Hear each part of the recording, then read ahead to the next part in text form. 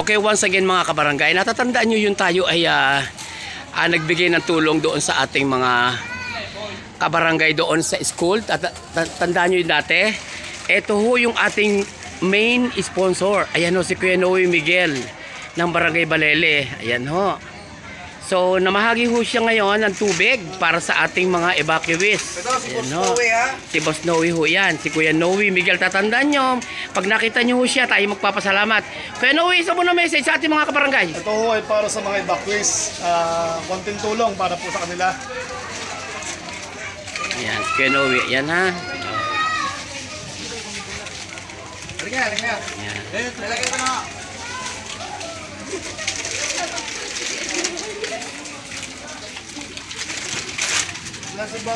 Malaking bagay ho itong mga inuming ito ba. Ang ating mga evacuees dito napakarami ho. Kailangan ho ng sapat na tubig ding inumin. Although namin napapaliguan naman ho dito ang ating mga kabarangay na taga Mahabang Buhangin. Pero malaking bagay din ho ang may mga tubig na inumin.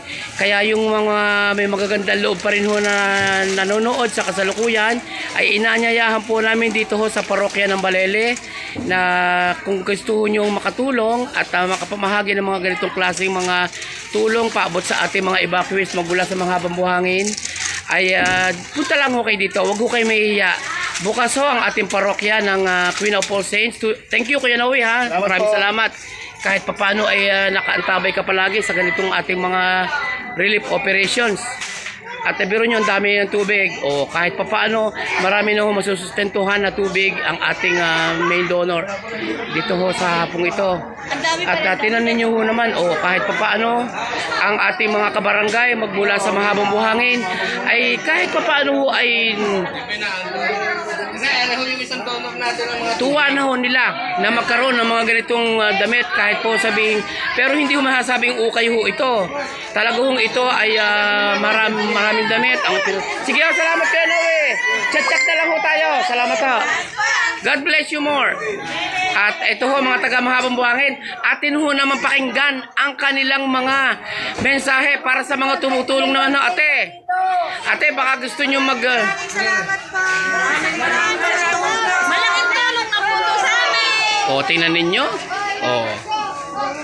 Salamat mga kababayan. Mga slightly used ho yan, pero mapapakinabangan po mga kabarangay. Napakalaking bagay ang ganitong operasyon na ginagawa natin na kahit papaano ang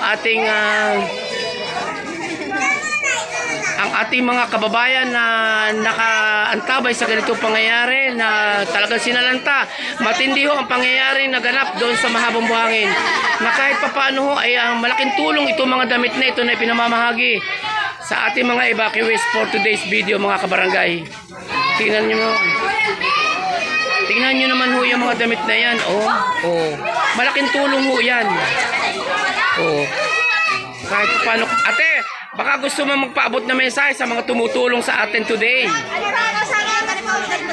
Baka ho gusto nyo magsalita at Maraming salamat. Maraming salamat sa mga tumutulong sa atin. Ayan, very well said mga kabarangay sa Mahabang Buhangin.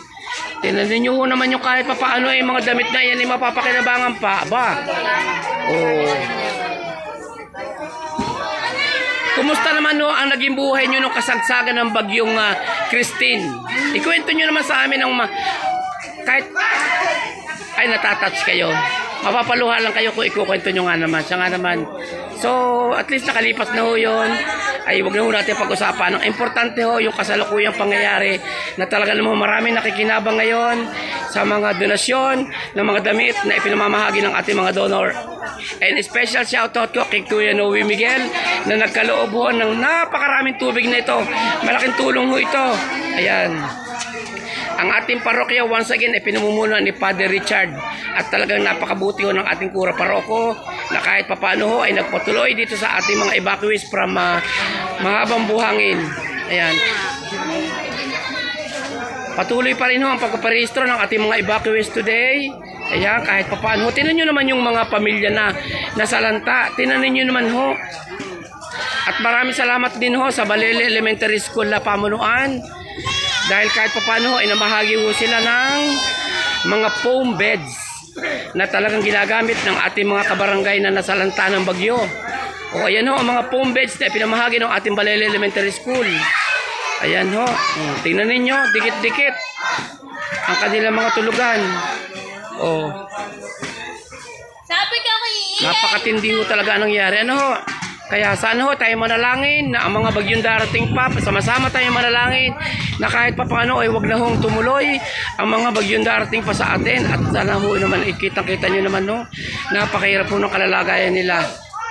So sa mga kabarangay, maraming salamat po sa inyong pag-antabay at kayo huwag manghihinawang umantabay sa ating mga vlogs. At yan ho ay para sa ating humanitarian purpose. Maraming salamat po sa inyong pag-antabay and thank you so much for watching.